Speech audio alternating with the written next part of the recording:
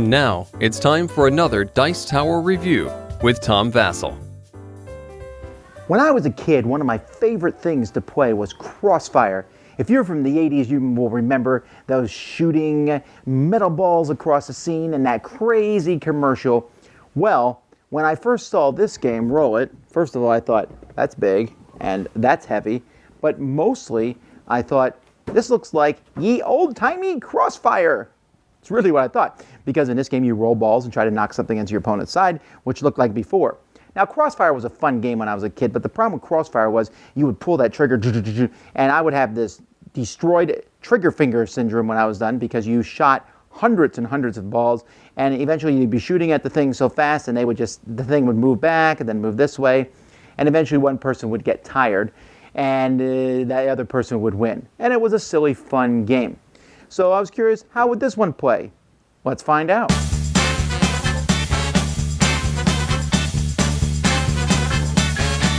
All right, so the goal of Roll It is to knock the ball into your opponent's goal.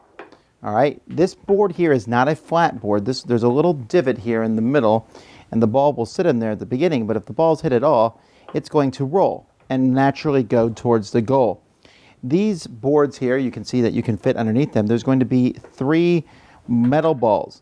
And when you say go, each player is going to roll balls down there, trying to hit that ball so that it goes into the other person's goal. Of course, when the ball is coming on the side like that, you can kind of hit it as a defensive shot to hit it back. And then over here. And if you run out of balls, you can pass them back and forth between you and your partner. But if you run out, you're kind of out of luck.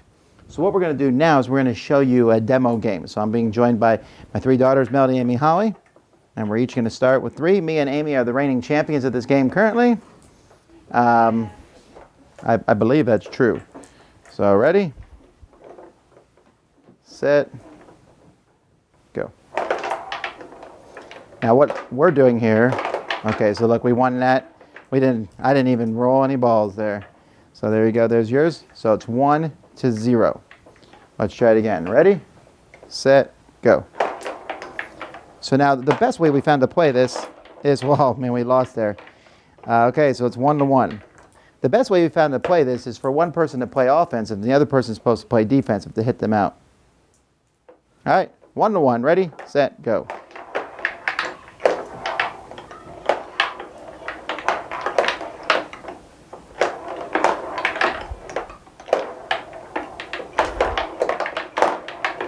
Oh, that was a good shot. I'm out. All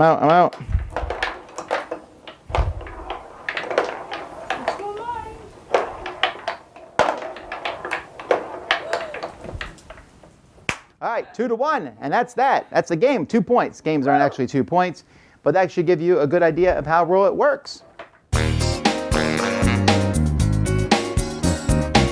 Hey folks, I'm delighted to tell you that this game is far superior to Crossfire, and there's a couple reasons. One, if the ball is hit, if that goat ball, they call it, is hit by any metal ball at all, it's likely going to go into someone's goal.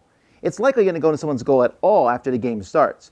So it's up to you to shoot it so it goes out. Now it can get stuck on those wooden slats on the side, but you can make some nice trick shots when you aim. You want to hit the ball on the side away from where you want to hit it so that it spins in that direction.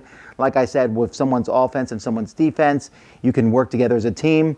Now I mentioned that you get the 3 balls back, but that doesn't happen actually. When the ball is scored, you can redistribute the balls you have, but you have to stay with whatever you have. So you can hoard them to some degree to get back, but you might have a goal scored on you at that point in time. There's some other variations. There's one where you can, if you get all the metal balls on the other person's side, you win.